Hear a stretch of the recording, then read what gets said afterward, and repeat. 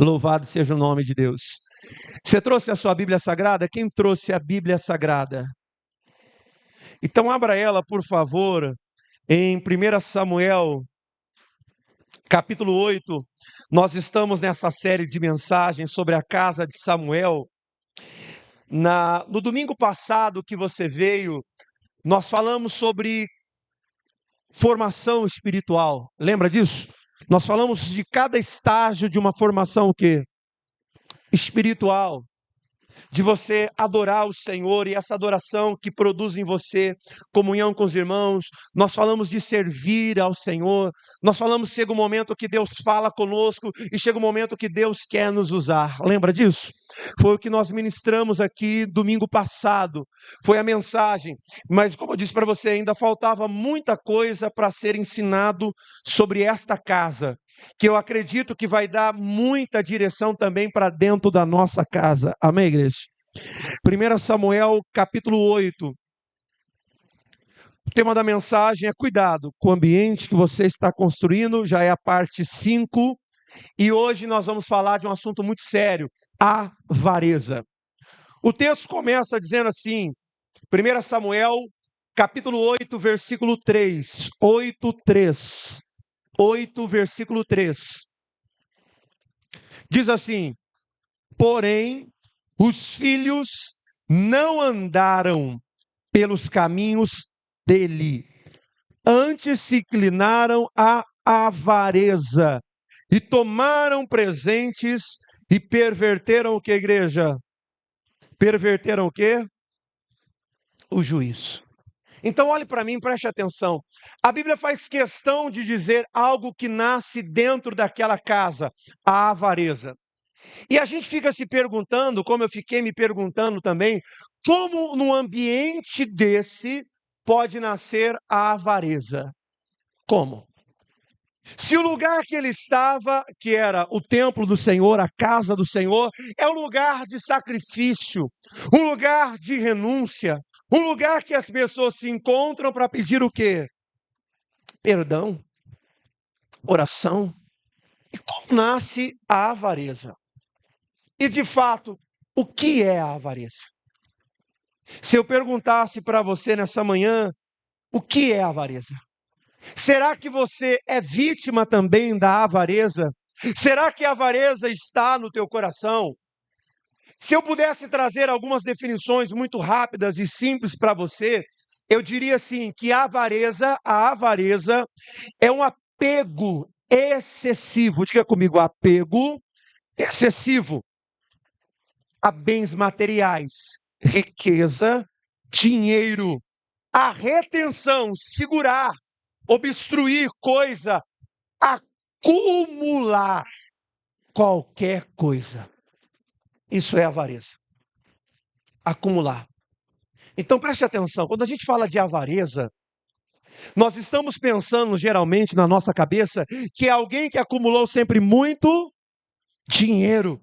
Ele tem um monte de casa, ele tem um monte de carro, ele tem um monte de coisa. Ele é um avarento, pastor. Eu tenho um avarento na minha casa, eu tenho um primo que é avarento.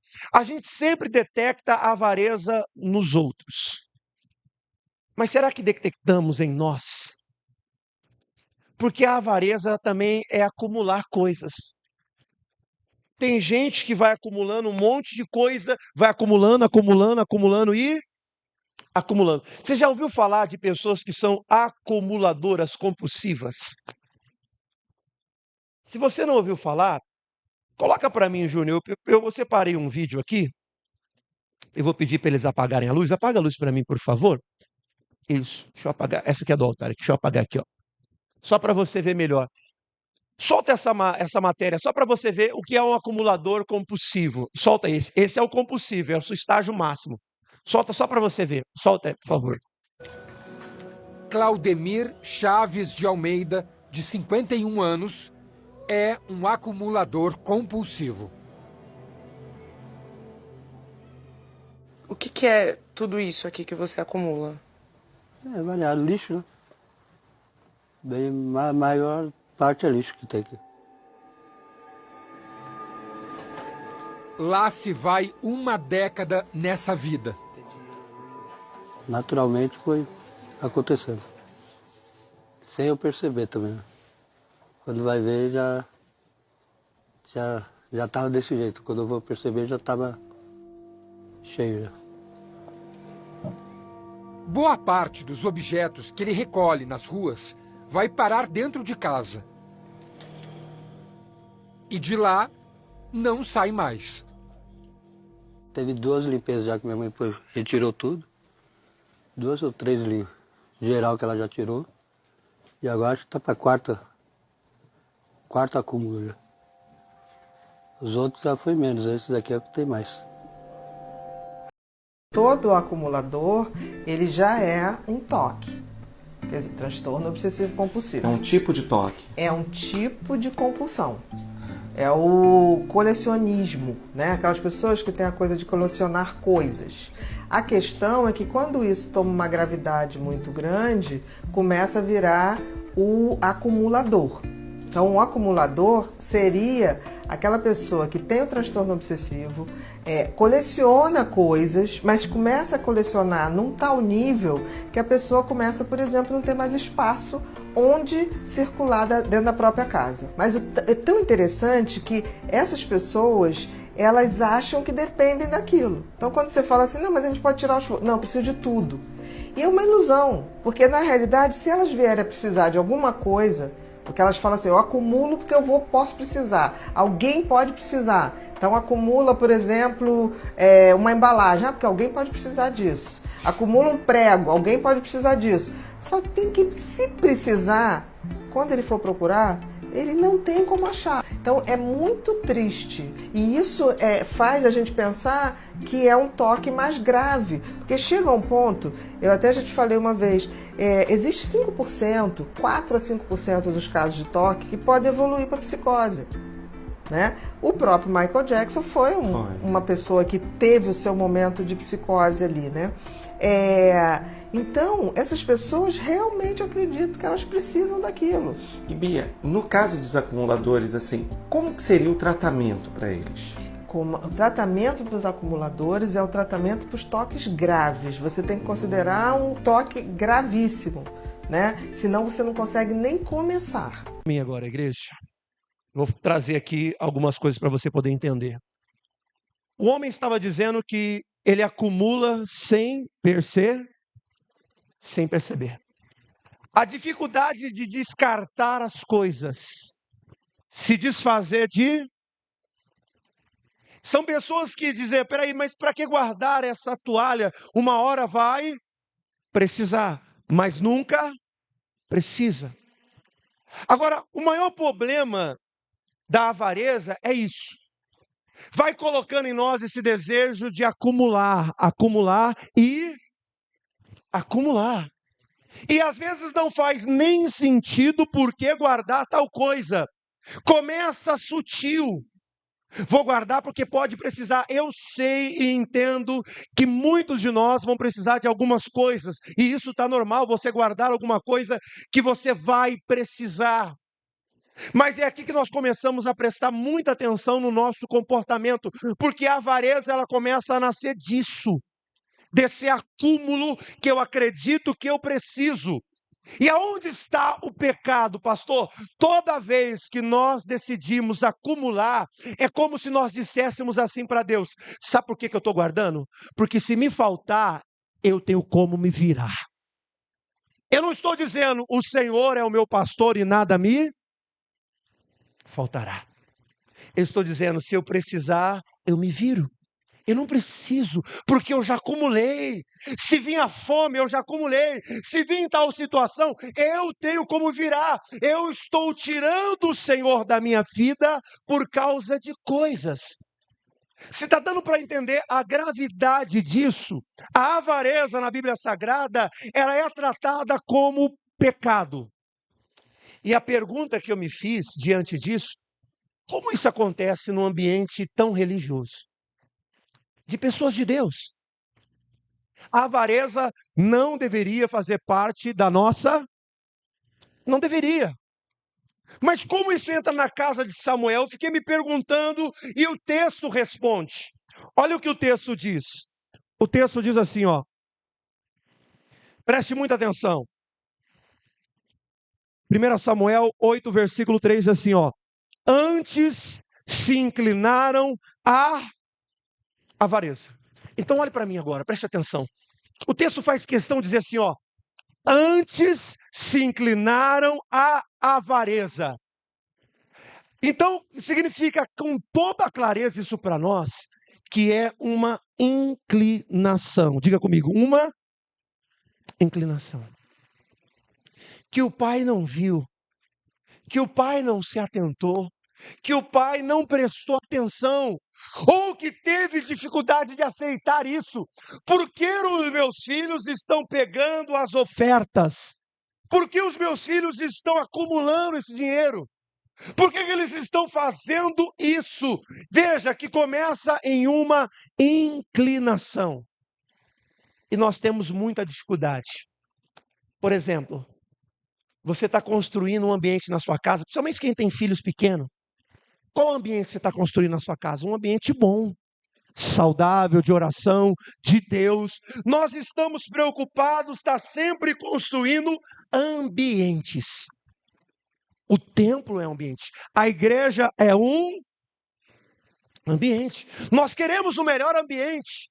Nós queremos construir o melhor ambiente para um filho. Então é difícil a gente acreditar na inclinação. E tem uma narrativa que ela é enganosa. Ah, mas ele é criança. Ela é criança. Criança é assim mesmo. Quem nessa idade não era assim? Quem não fazia isso quando era criança? Criança tem a sua pureza. A criança tem a sua inocência. Só que você não pode esquecer que toda criança, como todo adulto, tem uma coisa chamada inclinação. E é essa inclinação que muitas vezes nós não queremos olhar.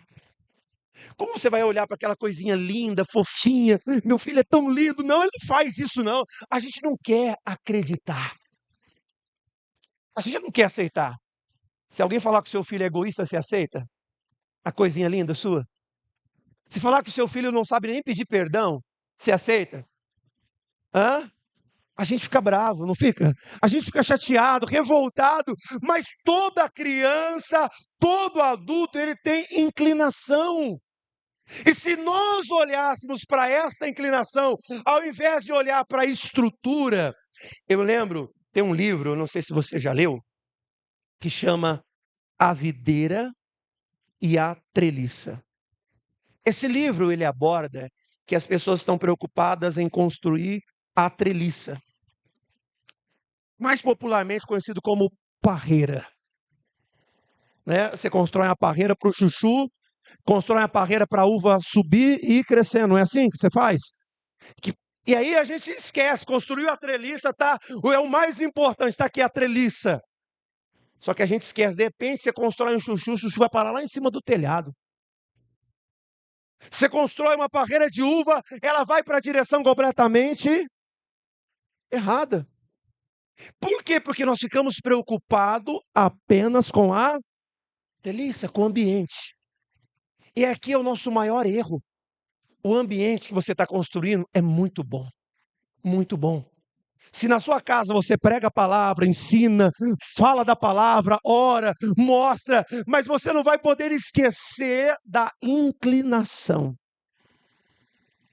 Inclinação. E os filhos de Samuel começam a se inclinar para essa área.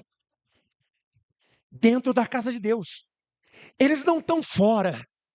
E aí é essa pergunta que machuca muita gente, que a gente fica se perguntando, como esse menino aprendeu a mentir? Como essa menina faz isso, né? Quem deixa os filhos com os avós vai falar assim, mãe, como meu filho aprendeu isso aqui? Fui na sua casa, não é assim? Logo já culpa a avó. E a avó fala, eu não ensinei nada disso aqui em casa, a gente não aprende isso. Então onde ele aprendeu? Já sei, foi na escola, eu vou lá falar com aquela professora. Não é? A revolta nossa é porque nós construímos um ambiente que não era para se inclinar para essa situação. Só que nós não aprendemos a combater inclinação. E é isso que eu te convido agora a começar a prestar atenção. O que está destruindo algumas casas, famílias, lares? As pessoas pararam de olhar para a inclinação. Acha que só construir o ambiente já é o suficiente. Ambiente ajuda, mas não transforma. Quem está entendendo isso aqui, diga glória a Deus. Ambiente ajuda, mas não transforma. E o que transforma? Correção. Eu gosto de alguns textos de Provérbios, porque Salomão escreve assim, ele diz assim em um dos seus provérbios, Provérbios capítulo 6, versículo 23, ele diz assim, porque o mandamento é lâmpada, e a lei é luz, e as repreensões da correção são caminhos de vida. Então a correção precisa acontecer. Irmãos, enquanto eu estou falando aqui sobre inclinação, não é só o caso de uma criança, não. Quantas pessoas que você fala assim, não, ele não tem idade para fazer isso, mas por que essa pessoa está fazendo isso numa idade dessa? Uma inclinação.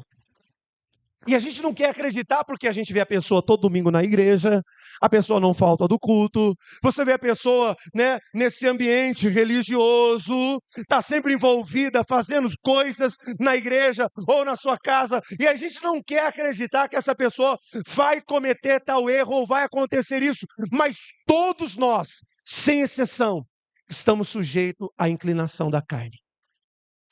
Estamos sujeitos. E é isso que você precisa começar a olhar dentro da sua casa. É o que você precisa olhar na sua vida. Bom, como eu disse para você, o acumulador, ele vai ter uma compulsão por isso. Há uma inclinação, há uma tendência dentro dele, dizer assim, não, vou guardar isso aqui. Mas é uma embalagem, já tem tanta embalagem dentro de casa. Para que mais uma embalagem? Não, pode alguém precisar. Para quê? Você já tem um monte de embalagem. Não, mas eu gosto de guardar, mas não precisa. Não precisa. Porque se faltar alguma coisa na minha vida e na sua vida, nós temos um Deus provedor. Quem está entendendo isso aqui, diga glória a Deus. Nós temos um Deus provedor. Eu me lembro de um caso, irmãos, dentro da igreja. E para mim nunca tinha acontecido isso ainda dentro do meu ministério. E foi assustador, um culto como esse, assim, normal, acaba o culto, a irmã sobe no altar com os 2 filhos para falar sobre o que estava acontecendo com os seus filhos. E foi um tanto assustador, por quê? Porque ela estava sempre nesse ambiente. E ela diz assim, pastor, fale com os meus filhos. Eu falei, o que foi, irmã? Pastor, agora eles querem viver da homossexualidade. Eles querem, pastor. E chegou brava, fora, isso aí, pastor, errado, é domida, é não sei o quê, é mais isso, é mais aquilo outro. Eu falei, calma, irmã, calma. Vamos conversar. Falei, calma, pus ela ali e tal. E aí fui conversar. E a primeira pergunta que eu me fiz foi essa. A senhora nunca percebeu uma inclinação? Você nunca percebeu? Ou você nunca quis acreditar? Porque existem coisas, irmãos, que começam desde pequeno. Inclinações da carne. Porque essa é a nossa natureza. Depois do pecado de Adão e Eva, nós estamos fora da presença. Então nós já nascemos com isso. Nascemos. Então não é que alguém se transforma num ladrão porque quer. Não é porque alguém se transforma, vai para a vida da homossexualidade porque quer. É sempre uma inclinação lá no começo que não foi corrigida. Que nós não quisemos acreditar. Que nós não ligamos. Que nós acreditamos no poder do ambiente que nós estamos construindo. Nós acreditamos nisso. E ficamos com os olhos fechados. Não falamos nada. Não queremos pegar e corrigir, cortar. Opa, isso aqui está errado. Opa, isso aqui não está certo. Ou quando não, nós caímos nessa falácia. É criança, logo passa. Não vai passar. A tendência é ir piorando, ir piorando, ir piorando, ir piorando. A tendência, isso foi aumentando cada vez mais dentro da casa de Eli. Falei Eli? Samuel. Na casa de Samuel, isso foi aumentando. Isso não foi diminuindo. Isso não foi melhorando. É por isso que Deus está nos chamando a atenção para olhar aqui nessa manhã quais são as inclinações que a nossa família está se inclinando. Quais são as inclinações que nós estamos se inclinando. Porque só o ambiente não te livra. Te ajuda, mas não te livra. E é isso que eu quero que você comece a olhar em você. Porque talvez você nunca olhou para essa inclinação sua. E talvez hoje você pode estar preso à avareza. Talvez você pode estar preso ao dinheiro. Eu disse aqui na quarta-feira, não é fácil lutar contra a avareza. Sabe por quê?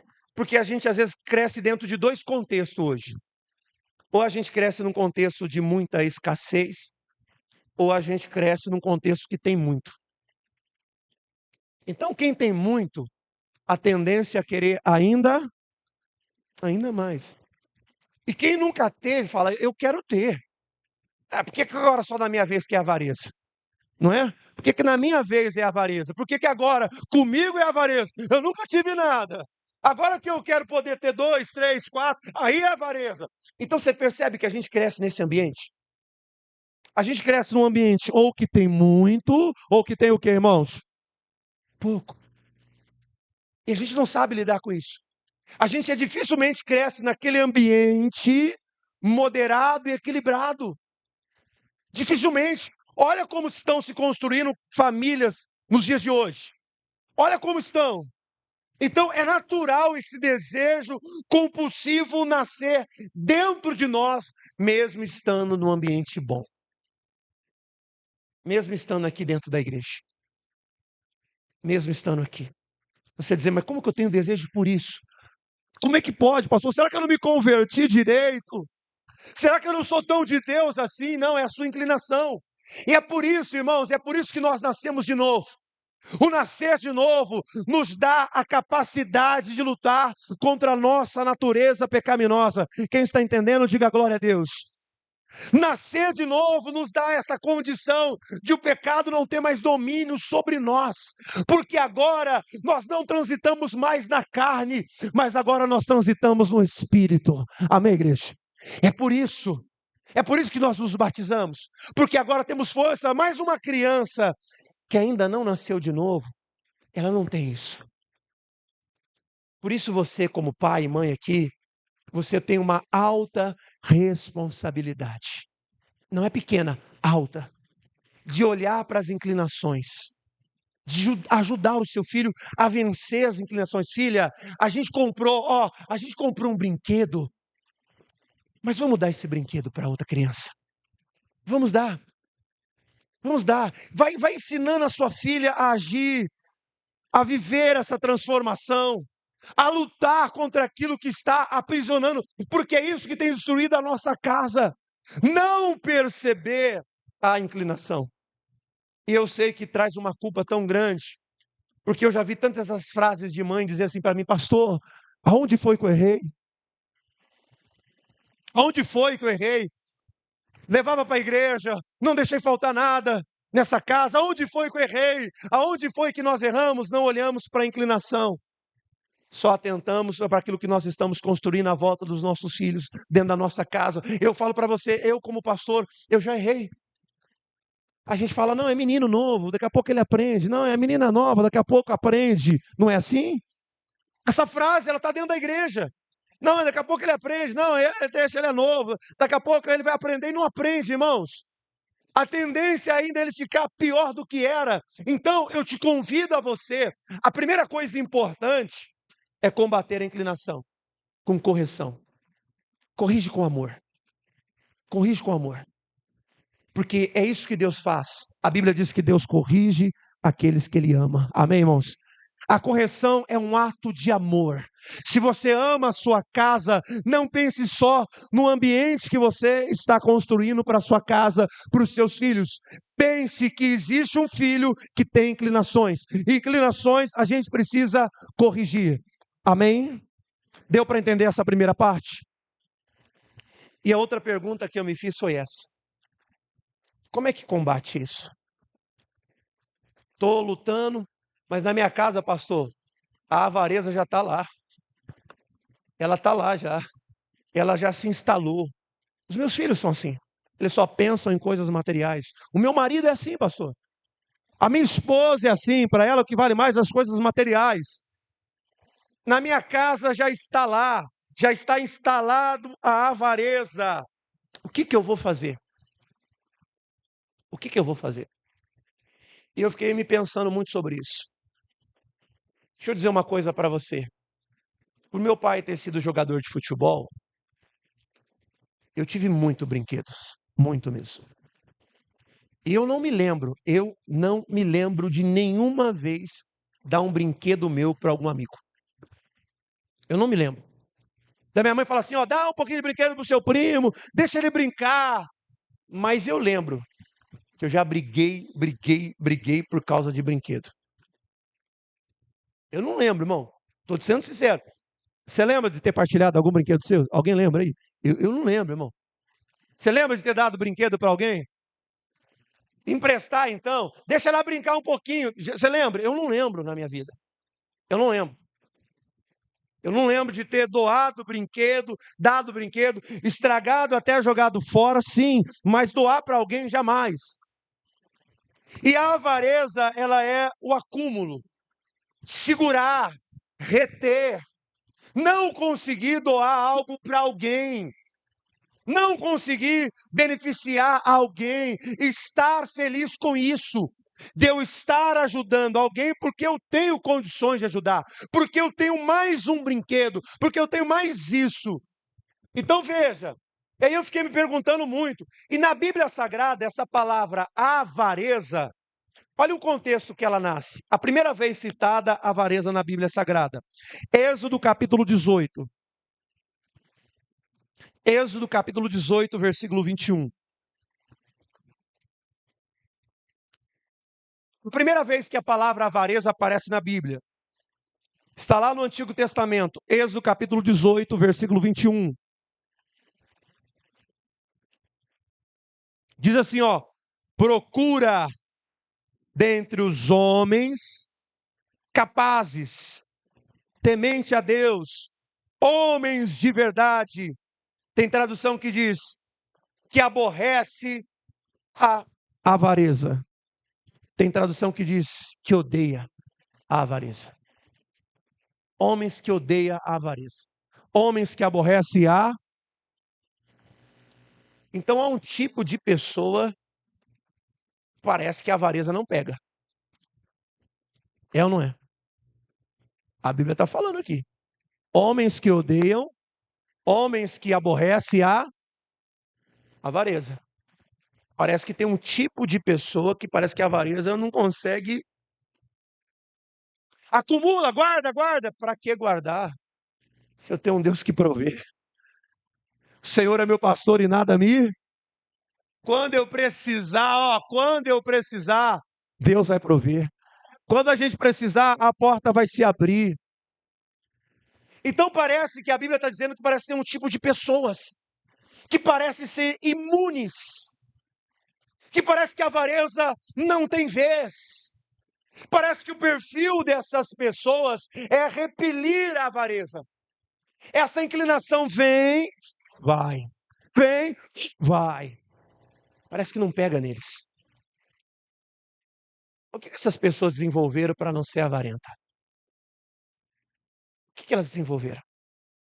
A única coisa que combate a avareza é a generosidade. O que combate a avareza é o quê? Você está percebendo que ele falou, rumo a homens temente a Deus? Porque nesse exato momento, deixa eu explicar só o contexto histórico. Moisés estava cuidando do povo, gente demais para cuidar, o seu genro, o Jetro, tá esquecendo o nome, o Jetro, imagina, falou para ele assim, ó, coloca homens para te ajudar. Mas que perfil de homem que vai ajudar? Que perfil de homem que não vai crescer os olhos? Pessoas que são generosas. A generosidade, ela precisa começar a invadir o teu coração e a tua casa. Eu disse para você que eu não aprendi generosidade na minha casa, mas eu aprendi generosidade dentro da igreja. E de uma maneira muito difícil até para mim foi. Foi quando eu decidi entrar na obra de Deus e quando eu estava sendo pastor auxiliar. Naquela época, a gente tinha um grupo de 8 homens, 8 jovens. Então, imagina, 8 jovens morando juntos. E lá era muito comum alguém pegar a calça social do outro, a gravata do outro, a camisa do outro, a cinta do outro. Cadê minha meia? Nossa, você pegou até minha meia, cara. Peguei sua meia, cara. Eu estava sem. Você tem 2. Mas é a minha meia. Cara, essa gravata é minha. É minha essa gravata. Eu ia colocar ela no culto agora. Mas eu estou usando. Pega outra. Você tem mais. Você não tem noção como isso, às vezes, nos leva a um ambiente de briga, de confusão. Mas nesse exato momento, Deus está tratando uma coisa dentro de nós. A avareza. Então nós começávamos, e é engraçado, porque um pegava isso do outro, gravata, calça, tudo que você tinha parece que não era seu, era dos outros. Você ganhava, alguém estava usando. Você ganhava, alguém estava ali. Como é que pode? Trazia uma irritabilidade tão grande, a gente queria brigar, discutir, mas para analisar, se eu tenho 2, por que não emprestar um? Se eu tenho 2 sapatos, por que não ele usar outro? E foi ali que Deus foi massacrando.